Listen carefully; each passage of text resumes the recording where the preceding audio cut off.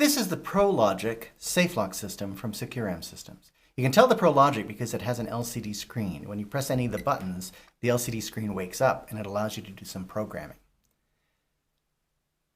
The ProLogic comes in a variety of different options, different models, from the ProLogic L01 up to the ProLogic L66 and ProLogic WebLink. Depending on the model num that you select, you have different features. This one in particular is an L66, which has most of the features available except for network connection. The next model up would be the ProLogic WebLink, and it would have network connection, so you can do remote programming. The ProLogic series has the ability to add user codes. Depending on the way you've set it up, it can have 10 users.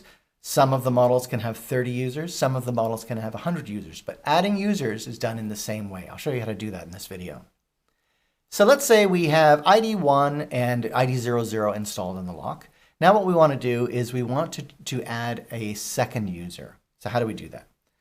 The people that can add users are the people that can enter the system menu. And those are ID00, supercode, ID01, manager code, and we can also add a second manager code, ID02. I'm going to go ahead and add that second manager code, but only ID00, 01, and 02 can do what I'm about to do. So the first thing we're going to do is we're going to press the menu button. We're going to scroll down to System Menu, and we're going to press OK. And then where it says Enter your code. So I'm the manager. I'm going to enter 6, 5, 4, 3, 2, 1. It's going to say Verified. It now says Select Menu. I'm going to press up once to enroll new user. Press OK. It now says I'm going to program ID02, but if I press the up button, let's say I didn't want this person to have management function, I could do 3 or 4 or 5 or 6 or whatever we want to do. Now, a couple of things. ID2 is the next one available. It is a manager. ID3, if I wanted to do that, is what we call a time manager. It would be able to manage time functions but not add users and do all of the other functions. ID4 is the same. It's a time manager. If you want this person to have nothing other than access, start your programming at ID5. But let's go ahead and just add a manager. So we're going to add it at ID02. I press OK. It says I'm now going to set the code of ID02. What would you like it to be? I'm going to enter 2, 2, 2, 2, 2, 2. And of course, that's a bad code because you don't want it always to be so easily repeatable.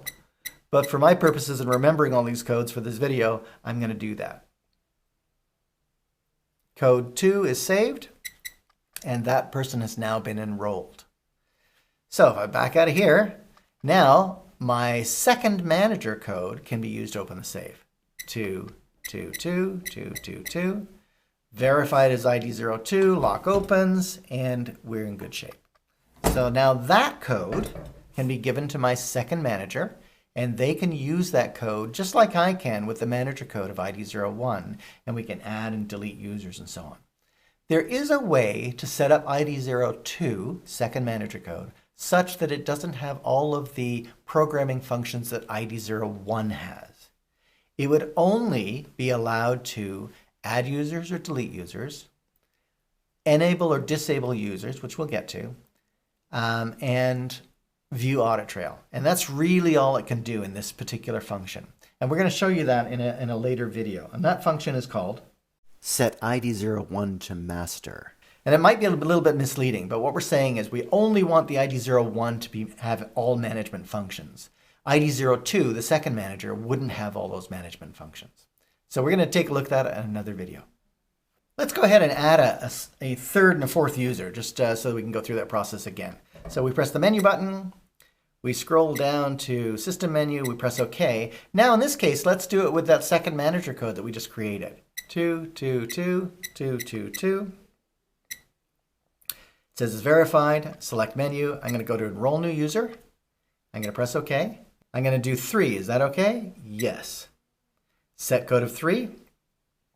And again, for simplicity, I'm going to do it as 3, 3, 3, 3, 3, 3, 3, 3, 3, 3, 3, 3.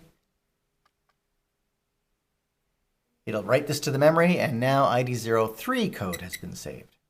If I want to add another user, I can again go straight back to Enroll New User and press OK. And now it's going to say ID4 is the next on the list. Do you want to do that one? Yes. I'm about to set ID4, And again, for simplicity, 444, 444. Repeat, 444, 444. It'll write it to the memory and it'll come up and say ID4 code has been saved. So that's how you add users. You can do that for as many users as you want. If you wanted to go back and add more, you just go to that function. So that's how you do it. All right, that's how you enroll new users within the system.